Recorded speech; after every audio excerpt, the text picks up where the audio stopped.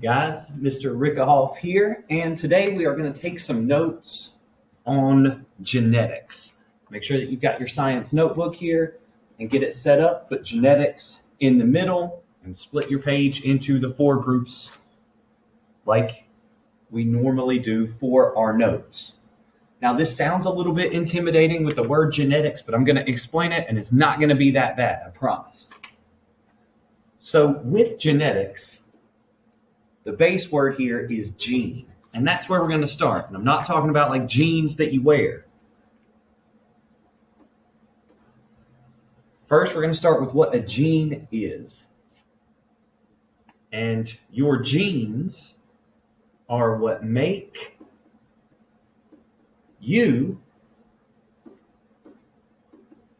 unique. Basically, your genes make you, you. And you get your genes from your parents. So genes are passed from parents to offspring. And when you hear me say offspring, that's just the child. So genetics or genes are what we would call inherited.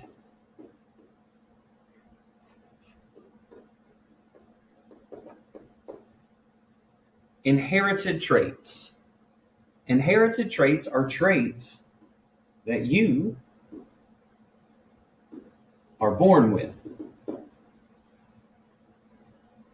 Inherited traits can not change.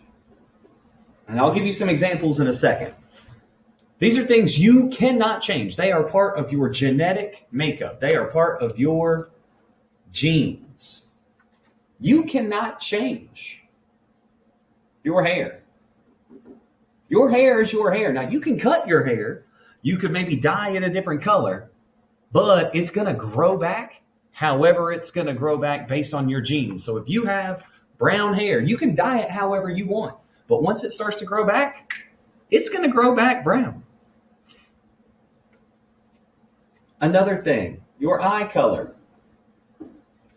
Your eye color and your eye shape. Now, of course, you can have plastic surgery or put in different contacts, but your genetic makeup is going to be the same.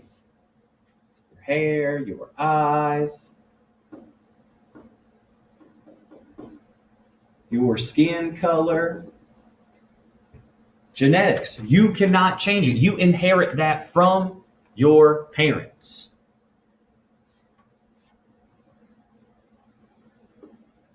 Also, your height, whether you are really tall or really short, you get your height from your parents. So it is very likely that 2 parents who are very tall are going to have a tall child, or 2 parents that are very short are likely to have a short child because of genetics and inherited traits.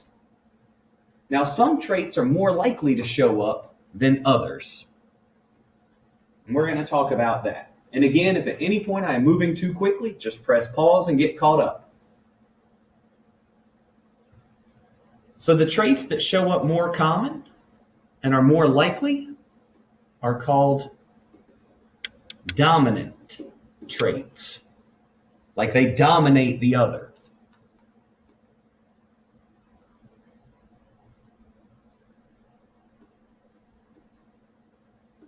So dominant traits are common. And I'm going to put this in quotes. They're powerful. Meaning, like dominant traits, if the mother has a dominant trait and the father has the non-dominant trait, which we'll get to in a minute, then it's very likely that the mother's trait will show up in the offspring because it is dominant or more powerful. And I'll give you a couple examples here. We talked about hair and eye and skin color. Well, the darker the hair, the eye, or the skin color, the more dominant, the more likely it is to show up. So darker color. We'll go hair. We'll just draw some pictures here. Oh, that's beautiful. Darker hair.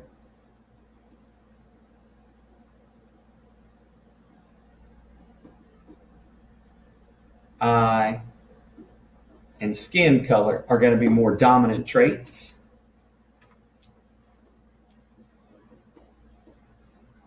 And also dimples. Dimples are considered a dominant trait. Dane, can I have 1, 2, 2, please? And one more that I'm going to put in. It's called a free earlobe. And if you reach and feel at the bottom of your ear, the earlobe, if you kind of flick it with your finger, now don't hurt yourself, but if you flick it with your finger and it wiggles a little bit, you have what is called a free earlobe. That is a dominant trait. It is more likely to show up in the offspring. Next, we're going to talk about those inherited traits that are less likely to show up. Those are called recessive. And recessive traits are more rare. So dominant traits are common. Recessive traits are rare. And I'm going to put it in quotation marks. They are weaker. Now, that does not mean that people with recessive traits aren't as strong or as powerful. I'm talking about the trait itself. Like blonde hair is weaker than dark hair, meaning it's less likely to show up in the offspring. If one parent has blonde hair and one parent has dark hair, it's more likely that the offspring will have dark hair. Not impossible, but less likely. So if the darker color hair and eye and skin color are dominant, then the lighter color hair, more beautiful artwork, like blonde hair or red hair, eye color, like blue or green, would be recessive, and skin color. Okay, so dimples are dominant, which means no dimples would be recessive. And then the free earlobe, again, if you kind of wiggled that bottom piece on your ear and it moved back and forth easily, you had a free earlobe. Some people have an attached earlobe. That means that their whole ear, even the bottom of it, connects to the side of their head, and that is called an attached earlobe. Okay, here's our introduction to genetics, and in the next video we will talk about acquired traits.